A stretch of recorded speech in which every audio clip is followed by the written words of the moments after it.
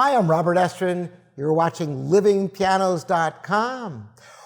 Today's subject is why slower means louder on the piano. Now, you might think I've lost my mind. Obviously, composers write things that are slow, things that are fast, things that are loud, things that are soft. And how can I say that slow means loud? Well, think about it for a minute. The piano is actually a percussion instrument. Hammers are hitting strings, and the notes are dying away as soon as you play them.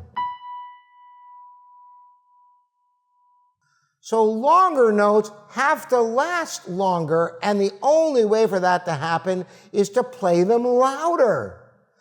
So if you were to play equal volume, and you have one hand that's playing faster than the other, the hand that has the faster part will sound louder. Good example of that is the Chopin E minor prelude.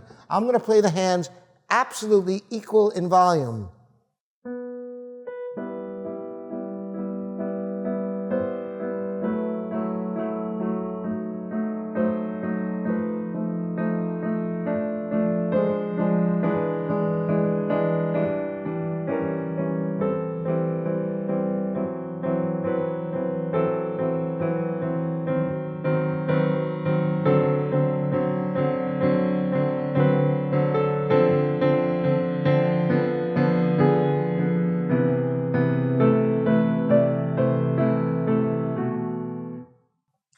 You can barely hear that melody because the melody is very slow.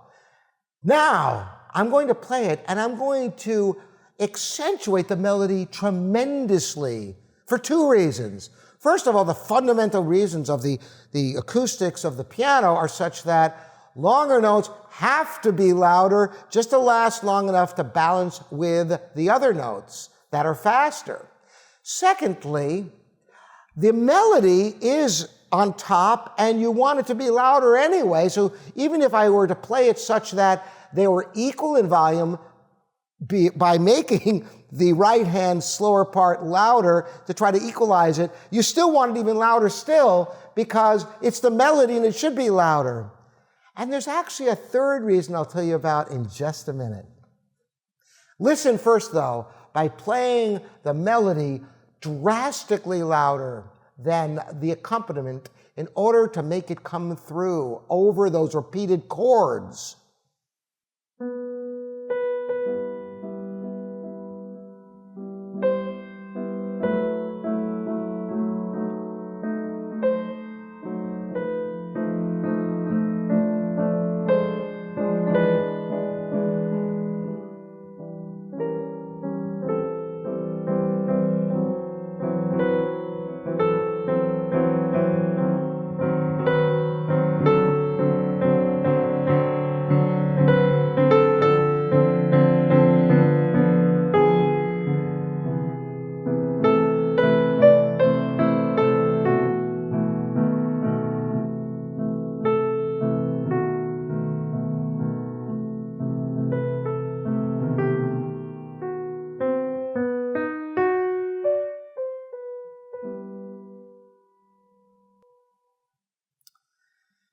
Now, the way to achieve that sound, so even though the right hand is drastically louder than the left hand, but it still has a piano sound to it, is something I talk about all the time with my students and here on YouTube, which is using the weight of the arm so you get a smooth volume from note to note.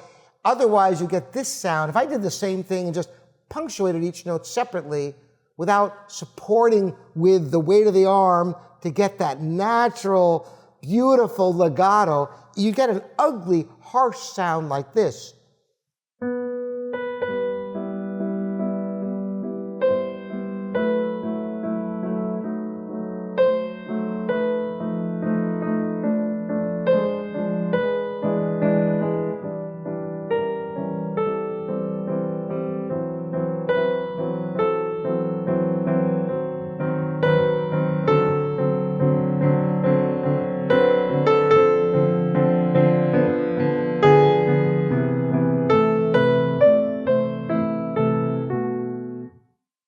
It's lifeless.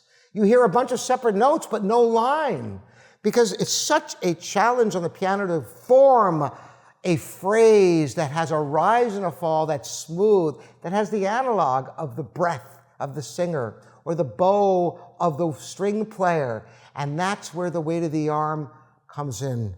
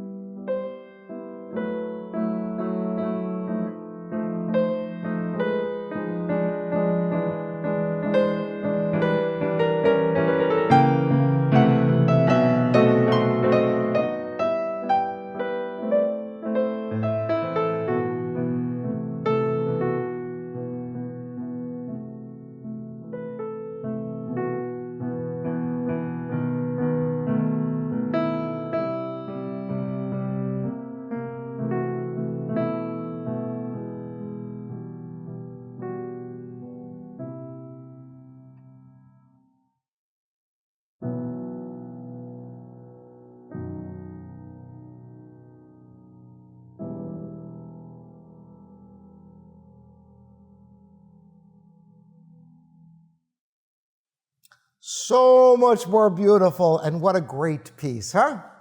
So that's the secret. I mentioned there was one other reason why slow notes have to be articulated so much more than fast notes.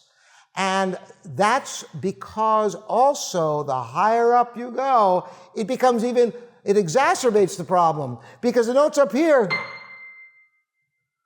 they don't last very long at all. Down here,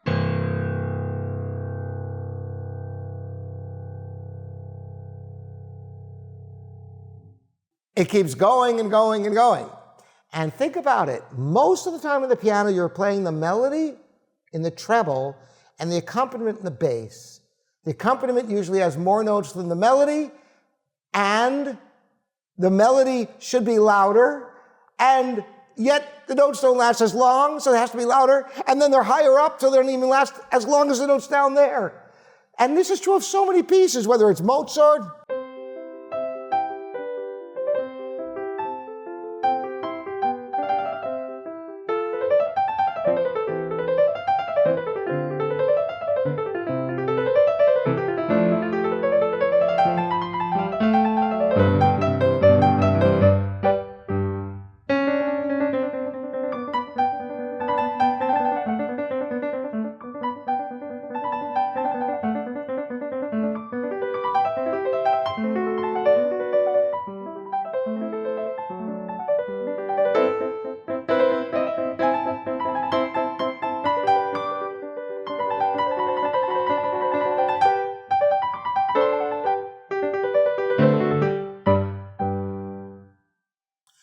you notice that most of that, the melody is slower than the accompaniment.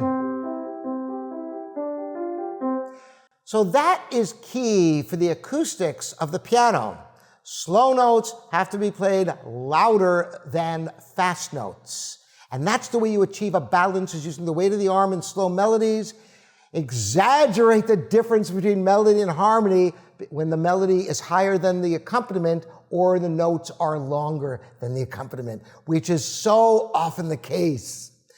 Let me know how this works for you in the comments here at livingpianos.com and YouTube. Thanks again for joining me. Again, I'm Robert Estrin, and you can subscribe and ring the bell to bring these videos to more people. See you next time.